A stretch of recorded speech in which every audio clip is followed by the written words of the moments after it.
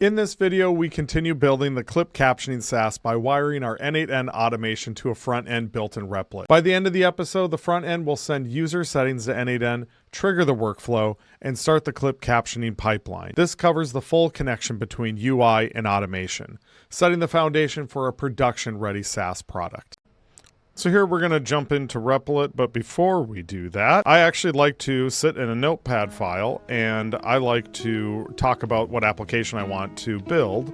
And then after I kind of talk about that, dig into it, do a bunch of research, I jump over to ChatGPT, I paste in what I'm trying to build, and then I ask it for a nice copy-paste prompt that I can copy here and then take into Replit. And that's what I've done here. And it's done a really good job. I've read through it. You know, I added in a few notes myself. I made another notepad tab here with it and added in a couple things. But now we can take that note that we made. And I'm going to copy that and we're going to go into Replit. And we're actually going to paste that in. And it comes in as like this text file here, and you can kind of click on that. It gives you what you actually wrote in here, which is nice. But we want to hit start and we're going to let that cook, and we'll come back when there is another question to ask. It usually asks you if you want to do the quick way or the long way. We're going to pick the long way, but I'll check back in with you when that's done. We've got our first question back from Replit, and it's asking us just some various secrets that we need to get this project going, because really what we're trying to do here is what we have on Social Streamline, which is my other main social media management application. And I do have a clip captioner application on here already. So we're going to have a file drop, and we're going to have caption settings. So we're going to have our various settings here like font size, font family, and then we've got our advanced settings here, and we can actually save and load those. So this user interface is pretty much exactly what we're going to do for our SaaS application, standalone SaaS application, micro SaaS. And then over here in n8n, we have our automation. Still have our form submission for testing purposes. Go to our webhook. We've got our parameters here. We're going to use our test URL. So I have also put that into the form fields here. So we'll use the test URL for testing. And then once this is live, then we can switch over to the production URL. Okay, this is looking really nice. The agent is all done. I did one slight modification with the font families here, so I added that in there, but it did come up with font families that would work. We got the upload video file drop here, so we are going to get a file here. I had one ready to go. Here we go, and drop that in there. Upload video and upload failed, so we want to check out the console. Not really a lot of help there, so I will get back to you guys on what exactly the issue is and what the solution is that I took. I ran into CORS issues, which is cross-domain file handling, and I talked with the agent about this because I actually have this working in a separate application using the exact same credentials, Google Cloud storage, and all of that that is part of the no-code architect toolkit. So you actually don't have to configure anything on that server if you have followed that tutorial on Steven's channel and have that server deployed. You actually don't need to do anything. You just need credentials, but you need to guide the agent on exactly how you want to work with that service. So I did that, and I have put those instructions in here, and that should help us out with our error. And I am going to see if this fixes it, because I did this in plan mode, which I encourage you guys to use plan mode whenever possible. So you're just not continually building, and you just kind of work with the agent on exactly what you're doing. And if there's anything that you don't understand, just ask the agent. Or if you're afraid to do it here, grab it, go into ChatGPT or Claude or Gemini, and then talk to it outside of Replit before moving on. One other note about the CORS issue, we want to do this on the server. So Replit takes care of that for you. It does run a server in the background as part of their service. So you want to do your file handling through the server, and you can't directly do it through the front end without some other monkey business that we're not going to get into. So Replit can handle this for you. Just wanted to let you guys know that it's not something that you have to do anything outside of Replit. It can do a kind of an all-in-one solution. So I'm working on that here.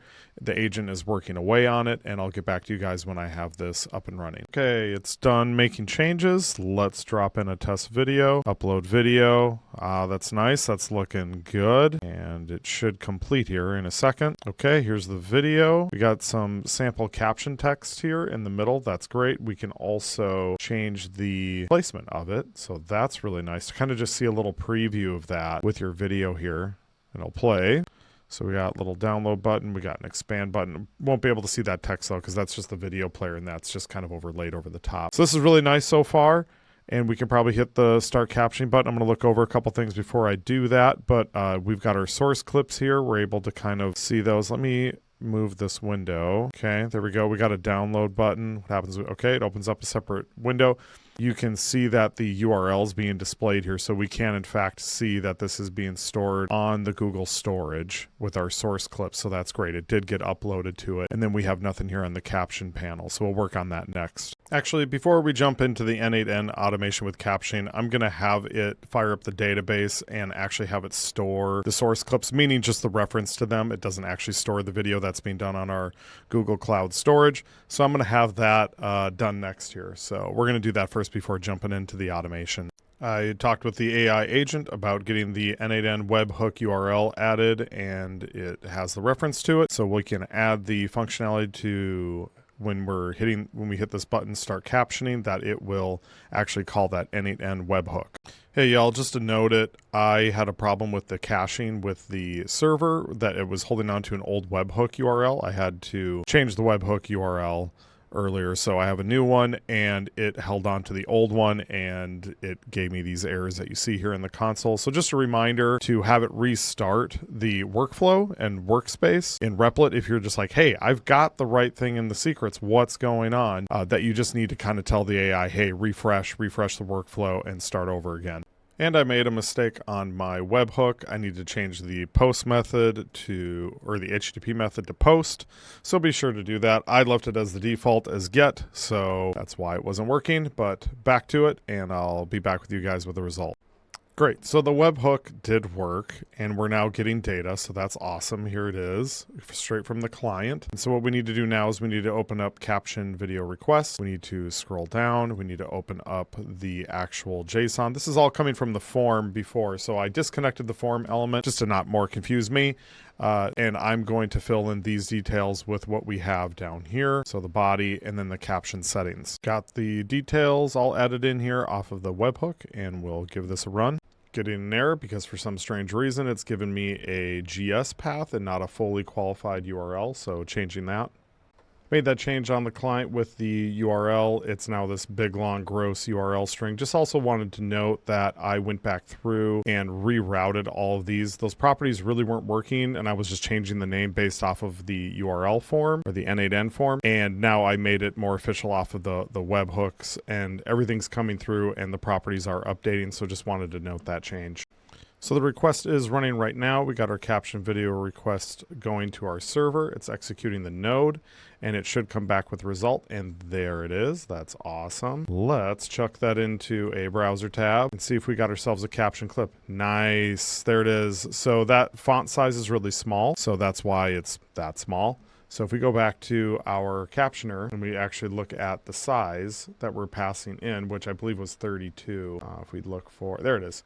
So if we just crank this up, yep, we can kind of see it on our preview there, which is nice. And we could see the text. I don't think this is really representative though, because the bold font is a little bit different. It's not rendering that text correctly as that particular font. So we can make that change as well. So this is not really, I mean, I like around 70 to 80 with that font, but you know, we have a result here. So congratulations, you've just wired up n8n to a front end, and you have a working piece of software that is communicating with another third-party service. Great job. That is seriously a huge accomplishment, and those types of things took a lot longer in the past, and with AI and vibe coding we're able to produce products that much faster. So give yourself a pat on the back if you have that working right now. Great work today. You just wired up a front end to a back end, and we're well on our way to building out a SaaS product. We need to add in the webhooks at the end of the n8n automation, which we'll do next episode, along with login and Stripe if we can. If not, we'll spread it out into more episodes.